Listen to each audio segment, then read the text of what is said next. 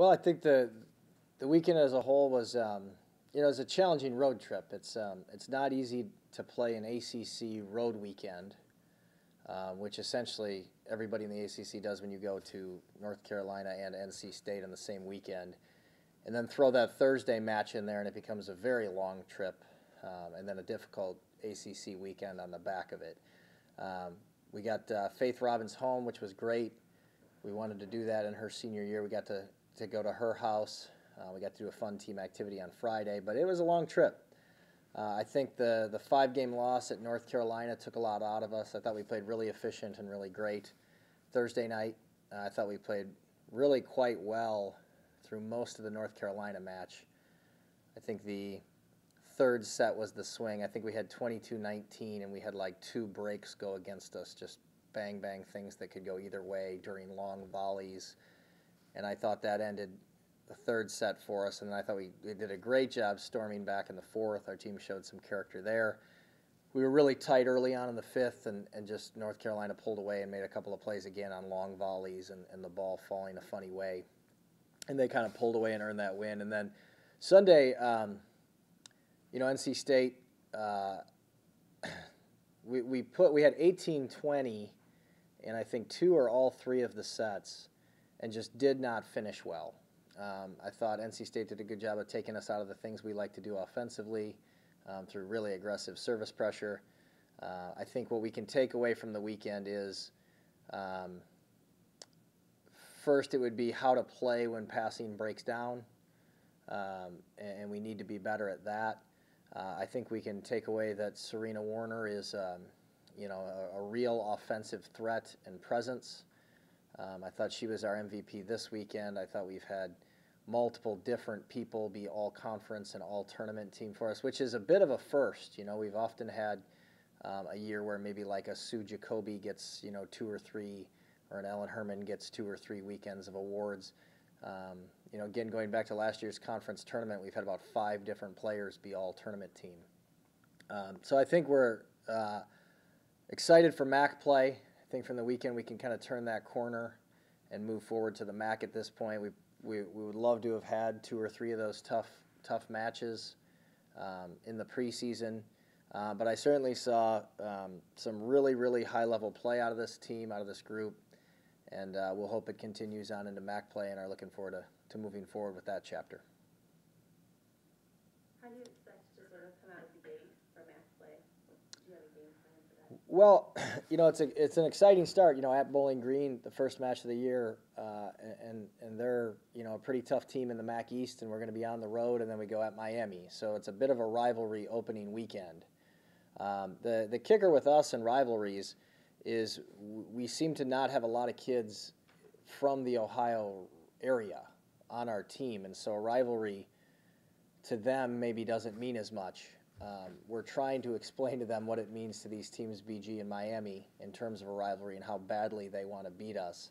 But that can be tricky. So we'll see right off the bat if BG punches us in the mouth and how we're going to kick things off, if we're going to fight back. We'll find out pretty quick on Friday night. I do think that there is an excitement in this team to fight and push for a MAC championship, and I would hope that would mean we are ready for a good start this weekend. Going back to Serena, second in the league in hitting percentage of blocks, what have you seen as far as her development from freshman year to sophomore year? Well, I thought she had a terrific spring. I thought that 6 weeks was huge for her in just all phases: strength, blocking presence, being able to read setters better from a defensive perspective, and then offensively, I think she hits significantly harder than she did a year ago, especially coming in.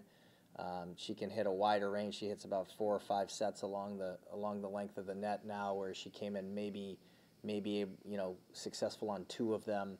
So I think the spring development was huge for her. She made great strides in the last year, and she's obviously seeing the benefits to that right now. You have a lot of different players that can do multiple things.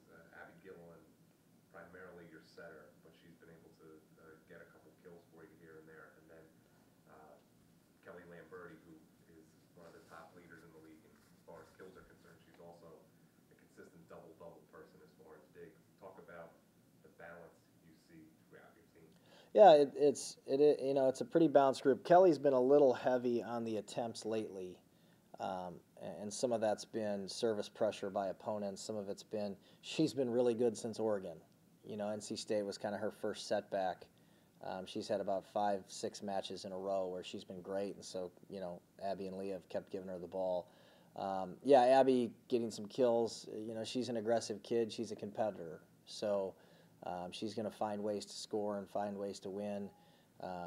Karin Bull stepped in and blocked really well. Lexi was all tournament last weekend. I mean, I feel we have 3 strong middles. Chelsea has yet to kind of catch on with the things she's capable of numbers-wise, but you see glimpses of it. Game 1 versus North Carolina, she was, unstoppable. So, Faith has been the right-side leading block player in the league for, the last 2-3 years. So we can get at you a number of different ways.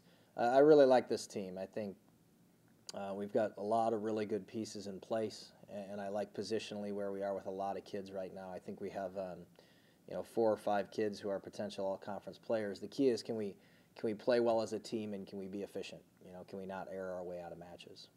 And then just talk a little about the depth and the rotation you've got going on with the back line of shuttling Molly, Kelly, Meredith, Carly, players like that. Yeah, we've out serve and passed almost every opponent we've played. And what we do when we look at serve and pass is we look at how we passed versus how they passed.